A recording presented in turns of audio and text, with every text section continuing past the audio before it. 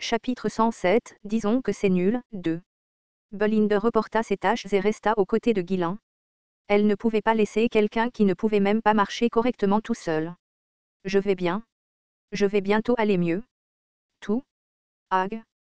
Comme prévu, Ghislain continuait à cracher des bêtises en crachant du sang. Belinda soupira lourdement et essuya le sang. Allez mieux. Comment? Tu penses que ce poison puissant va disparaître facilement? Tu es en train de mourir en ce moment même. Malgré ses réprimandes constantes, Ghislain se contenta de sourire. Pour les autres, il avait peut-être l'air d'impatient, mais il pouvait clairement sentir l'énergie parcourir son corps. Comme il s'y attendait, son corps brisé s'est complètement rétabli en seulement 2 jours. Belinda, qui attendait devant la chambre de Ghislain depuis l'aube, fut surprise de le voir sortir comme si de rien n'était. Hein? Tu vas vraiment mieux? Que s'est-il passé? Ghislain haussa simplement les épaules. Bien que son corps soit toujours mince et squelettique, ses yeux étaient brillants et ses mouvements plus légers, elle ne pouvait donc s'empêcher de croire qu'il allait bien. Comme je le pensais, j'avais raison. La quantité de mana dans son corps avait augmenté et son taux de récupération s'était amélioré à un degré étonnant par rapport à avant qu'il ne boive le poison. Ayant vu les effets, il ne pouvait s'empêcher de boire le poison. Le stock de poison continuait de diminuer au fil du temps. Il était évident que Ghislain le prenait pour boire. Il a été retrouvé plusieurs fois effondré sur le terrain d'entraînement après avoir bu le poison seul. Finalement, des rumeurs ont commencé à se répandre selon lesquelles le seigneur agissait par colère parce que Claude ne se rendait pas correctement. Pourquoi le surveillant en chef est-il si têtu? Pourquoi fait-il pression sur notre seigneur pour quelque chose d'aussi trivial qu'un pari? Pourquoi quelqu'un qui était si désireux de développer le domaine voudrait-il soudainement mourir? C'est à cause du surveillant en chef. On ne peut pas perdre notre seigneur. On ne peut absolument pas le perdre. Les résidents de la cité, ayant d'une manière ou d'une autre mis la main sur des portraits de Claude et d'Alfoy, les piquaient de pique par colère. Que ce soit à cause des jurons des résidents ou de la charge de travail que Ghislain lui avait confiée, les cernes étaient devenues encore plus prononcées sous les yeux de Claude. Chaque jour, il venait voir Ghislain pour essayer de le dissuader. Ah, mon seigneur, arrêtez. Je vais dire que c'est nul, d'accord. Est-ce que tu te rends compte de ce à quoi tu ressembles en ce moment? Même un squelette t'appellerait, frère. Quoi, tu as peur? Tu crois que tu vas perdre tout? Waouh, ça me rend dingue. C'est toi qui as peur, n'est-ce pas? C'est pas pour ça que tu agis comme ça. Peur? Qui a peur? Ah, peu importe. Tout? Bref, tu es là juste à temps. Vérifie ça et gère-le. Quoi? Ghislain claqua la langue et lui tendit quelques documents. Le visage de Claude se tordit.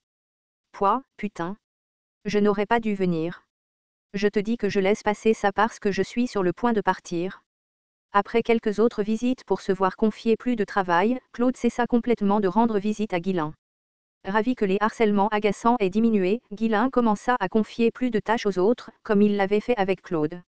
Alors que les subordonnés de Ghislain étaient trop occupés par leurs tâches pour y prêter attention, le nombre de fois où il s'effondrait diminua sensiblement. Dire que je finirais par tout utiliser comme ça. Ghislain laissa échapper un rire amer en brandissant la dernière fiole de poison restante.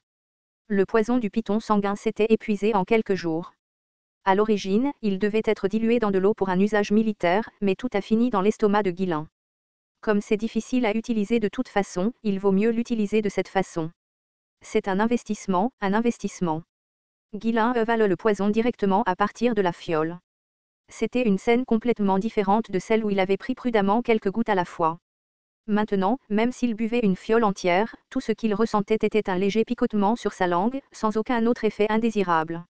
À partir de maintenant, la plupart des poisons n'auraient plus aucun effet sur lui. Cela signifiait également qu'il ne pouvait plus compter sur ce raccourci consistant à utiliser du poison pour augmenter son mana. Cela se termine aujourd'hui. Ghislain s'assit et commença lentement à faire circuler son mana. Le poison qu'il avait ingéré se mélangea rapidement à son mana et se répandit dans tout son corps. Après avoir passé des heures absorbé dans un état de concentration intense, Ghislain ouvrit enfin les yeux. Pendant un moment, ses pupilles scintillèrent d'une teinte cramoisie foncée. J'en ai vraiment marre du poison, mais ça va me manquer un peu. Ayant absorbé tout le poison, son mana total avait augmenté à un niveau inimaginable. En termes de volume pur, il semblait avoir plus que doublé par rapport à avant. J'ai vraiment eu de la chance. Peu importe à quel point Ghislain était habile à gérer le mana, amasser une grande quantité nécessitait généralement beaucoup de temps. Cependant, comme l'énergie du poison était puissante et se mariait bien avec son mana, il avait réussi à gagner beaucoup de temps. Il n'existe quasiment aucun élixir qui puisse donner de tels résultats. Guilain se leva lentement et fit une entaille superficielle dans sa paume avec un poignard. La longue entaille sur sa paume guérit instantanément, ne laissant aucune trace de blessure. Seules quelques gouttes de sang qui avaient coulé suggéraient qu'il y avait eu une blessure. Je suis assez satisfait. Guilain serra et desserra sa main plusieurs fois, un sourire satisfait sur le visage. Astérisque astérisque astérisque. Une fois son entraînement au poison terminé, le corps de Guilain commença à se remplir rapidement. Sa peau s'améliora et une certaine vitalité brillait dans ses yeux. Même pour quelqu'un qui ne connaissait rien à la forme physique, la différence était immédiatement perceptible. Jeune seigneur, pourquoi as-tu l'air si en forme tout d'un coup? Est-ce que tu as juste un bref sursaut d'énergie avant de mourir? Pourquoi continues-tu à essayer de tuer une personne parfaitement bien? C'est juste parce que j'ai bien mangé? Bien mangé? Tu dis ça après avoir bu du poison? Cependant, comme l'amélioration de sa santé était visible, elle ne pouvait pas s'y opposer. Tu te sens vraiment mieux? Dois-je en essayer aussi? Belinda le regarda de haut en bas avec une lueur significative dans les yeux. Guilain évita son regard et marmonna doucement. Je ne vais plus boire de poison, alors ne t'inquiète pas. Claude, qui se tenait à proximité, secoua la tête avec incrédulité. Ce n'est pas que tu ne le boiras pas. Tu ne peux pas le boire parce qu'il n'y a plus rien. Le stockage est vide. Il avait pris jusqu'à la dernière goutte de poison, et maintenant il disait qu'il n'en boirait plus. À quoi bon? Néanmoins, entendre que ces pitreries bizarres cesseraient était un soulagement pour Claude. Même quelqu'un d'aussi éhonté que lui trouvait pénible d'être sous le regard critique de tous les habitants du domaine. Tu as vérifié le stockage? Alors tu as dû voir l'état des graines de blé aussi? Oui, je les ai vues. Français, on dirait qu'ils sont sur le point de germer et de devenir des monstres ou quelque chose comme ça. Claude avait été étonné lorsqu'il avait vu les graines de blé que Guilain avait infusées de mana. Elles avaient atteint la taille de l'ongle d'un homme adulte, et chaque grain émettait une faible lueur bleue. Rien que pour un tas de graines de blé. Elles avaient certainement une apparence inhabituelle, plutôt suspecte. Elles semblent avoir bien poussé. Maintenant, il est temps de se préparer pour la prochaine étape. Tu vas vraiment planter ces choses bizarres. Il ne reste qu'un demi-mois, alors à quoi bon? Arrête d'être têtu. Claude regarda Guilain avec scepticisme, le regardant de haut en bas. Attends, tu élèves une sorte de monstre parce que tu penses que tu ne peux pas gagner, et tu veux te venger. Guilain renifla et se leva. Nous commençons la deuxième phase du projet de remise en état. Prépare les ouvriers. Hag, ce type ne changera jamais à moins d'être complètement humilié. Il a bu du poison parce qu'il avait trop honte de perdre, et maintenant il agit avec assurance. Très bien, fais ce que tu veux, si ça échoue, c'est ta faute, Seigneur. Claude se ressaisit une fois de plus, son fléchissement momentané s'évanouissant. Pendant qu'il était occupé à rassembler des ouvriers, Guilain appela les mages. Hag, qu'est-ce qu'il se passe cette fois-ci?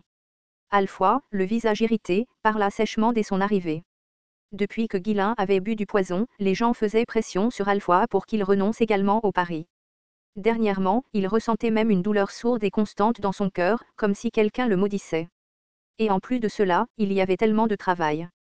Le Seigneur convoquait fréquemment les mages pour s'occuper de tâches qui auraient pris beaucoup trop de temps aux ouvriers. À ce stade, Alpha lui-même ne savait pas s'il était un ouvrier ou un mage. J'ai besoin de quelques sorts inscrits sur les pierres runiques. Ils ne sont pas compliqués, mais j'en aurais besoin de beaucoup. Quel genre de sorts? Des sorts pour garder l'environnement chaud, modifier le flux de mana et maintenir une humidité constante, des choses comme ça. Aucun de ces sorts n'était particulièrement difficile. Avec un système de condensation de mana, attirer une grande quantité de mana vers un point fixe pourrait entraîner l'usure rapide des pierres runiques. Mais si c'était juste pour rediriger le flux de mana, elle pourrait durer presque indéfiniment. Tu vas gaspiller ces pierres runiques coûteuses sur ces sorts bon marché. Je veux dire, très bien. À quoi comptes-tu les utiliser? Je vais les planter dans les terres récupérées. Il est temps de s'aimer les graines de blé. Guilain répondit avec désinvolture, et le visage d'Alpha se tordit instinctivement en un froncement de sourcils. Je vais modifier la nature de la terre. Soupir. Alpha laissa échapper un rire déconcerté, puis se frotta le visage avec exaspération. Il était difficile de regarder quelqu'un qui ne connaissait rien à la magie faire semblant de l'utiliser. Ce serait mieux pour ma santé mentale si je ne demandais pas à ce type ce qu'il fait. À ce moment, Alpha se rappela un morceau de sagesse laissé par un ancien sage. Comment peut-on atteindre la paix de l'esprit et le bonheur? Il faut éviter de discuter avec des imbéciles. Je ne pense pas que ce soit juste. Oui, tu as tout à fait raison. Alpha ressentit un sentiment d'illumination. Sans s'en rendre compte, il ferma les yeux et s'assit.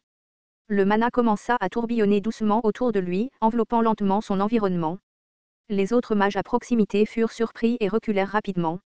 Même Guilin le regarda avec une expression perplexe. Que diable? Pourquoi agit-il soudainement comme s'il était éclairé? Peu importe à quel point l'illumination pouvait être soudaine, l'obtenir tout en discutant du maintien des températures était absurde. Il avait clairement des pensées étranges dans sa tête. Après un moment, Alpha ouvrit les yeux, une faible lueur les traversant. C'était une petite illumination, et son niveau n'augmenta guère, mais son esprit se sentit plus à l'aise que jamais. Bon, à quoi bon discuter avec un imbécile? Il n'y avait rien de mal dans les paroles du vieux sage. Il suffit d'être d'accord avec elles, de les ignorer et de passer à autre chose. Il n'y a pas lieu de s'énerver quand la liberté est si proche. De toute façon, tout ce que Guilin disait n'était que des bêtises. Pourquoi gaspiller de l'énergie à essayer de corriger quelqu'un qui ne pouvait même pas se rendre compte qu'il avait tort? Laissé seul, il échouerait et se calmerait tout seul. Les pierres runiques étaient un peu un gaspillage, mais ce n'était pas comme si c'était son argent, après tout. Avec un doux sourire, Alpha dit, comme tu me l'as demandé, je vais procéder à la tâche. Je préparerai la quantité nécessaire pour correspondre à la taille du terrain récupéré. Guilin fronça légèrement les sourcils, perturbé par la soudaine obéissance d'Alpha.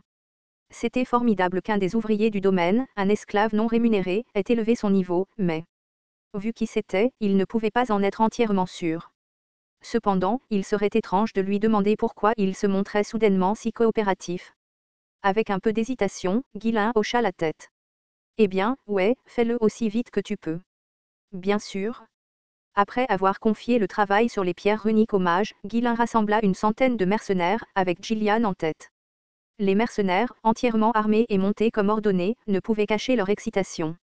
Cela faisait un moment qu'ils n'y avaient pas eu d'occasion de se battre, et leur corps démangeait déjà par anticipation. Alors que les ouvriers s'approchaient, ils commencèrent à atteler de grandes charrettes, une de chaque, aux chevaux des mercenaires. Chaque charrette avait une pelle en fer attachée dessus. Ressentant un sentiment de malaise, l'un des mercenaires demanda, pourquoi apportons-nous des charrettes et des pelles? Guilin répondit avec un regard qui signifiait que cela aurait dû être évident. Pour creuser, bien sûr. Où allons-nous? Monté sur le cheval de tête, Guilin sourit. Nous nous dirigeons vers la forêt des bêtes.